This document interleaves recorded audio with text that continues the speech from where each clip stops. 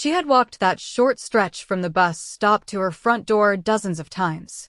But that afternoon, the front door never opened. Her backpack never made it inside. And by the time anyone realized something was wrong, the timeline had already started to slip.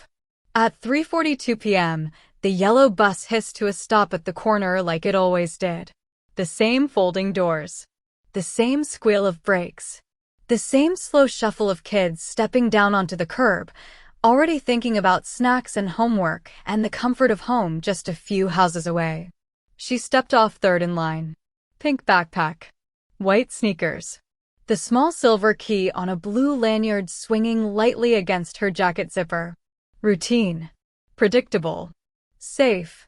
Except no one remembers seeing her reach the sidewalk on the other side. At first, nothing felt wrong.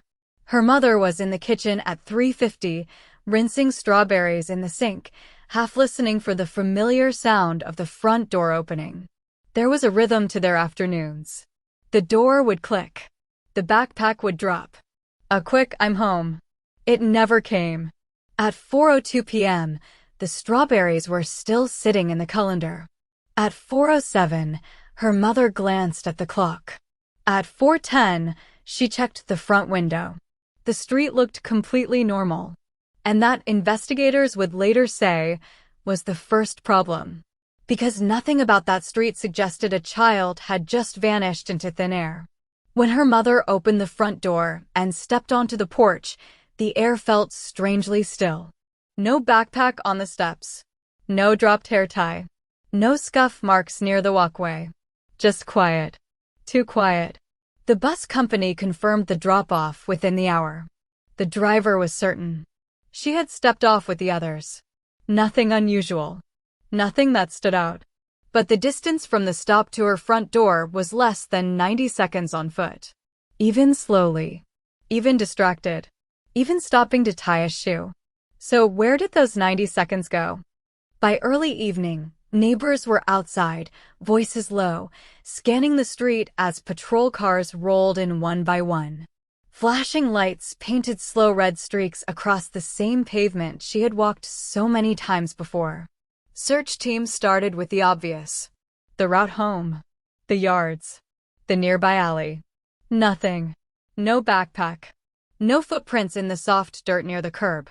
No doorbell camera showing her passing the halfway point. And that was when the case stopped feeling routine. Because she had definitely gotten off the bus. But somehow, she never appeared on the block where everyone expected to see her. Investigators began building the timeline tighter, minute by minute. The bus door opened at 3:42. The last confirmed visual was her stepping down onto the curb. After that, the story fractured. One neighbor thought they heard quick footsteps. Another believed they saw a dark sedan idling earlier in the afternoon but couldn't be sure of the time. And one small detail kept bothering everyone involved. The silver key on the blue lanyard. If she had planned to go anywhere else, she wouldn't have been swinging her house key like that. Search crews worked through the night. Flashlights swept across hedges, drainage areas, the narrow strip of trees behind the subdivision. Volunteers called her name until their voices grew hoarse. Morning came with no answers. By day 3, the story was everywhere. Parents in nearby neighborhoods started walking to bus stops instead of waving from porches.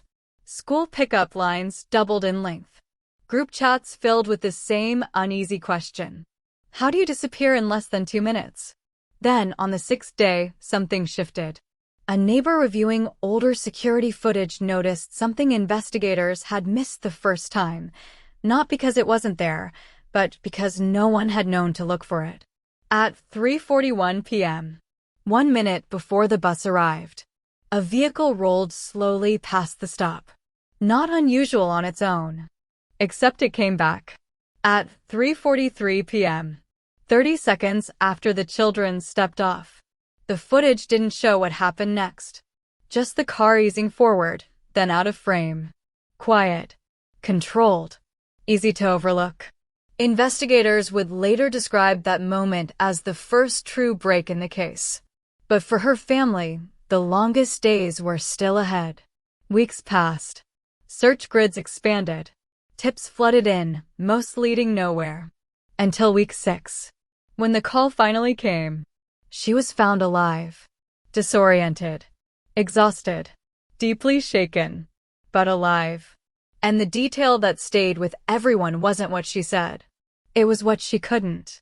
Because when gently asked what happened during those missing minutes after the bus ride, the most critical gap in the entire timeline, her answer never fully came together. Fragments. Confusion. Long pauses where memory should have been. Investigators documented everything carefully, but the central question, the one that started it all, never completely closed. How does a child vanish in broad daylight? On the safest part of her daily routine?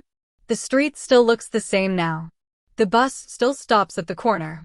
Kids still step down with backpacks and swinging keys, and the quiet confidence that home is only a few steps away.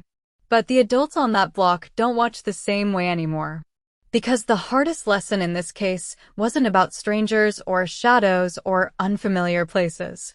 It was about the dangerous comfort of short distances.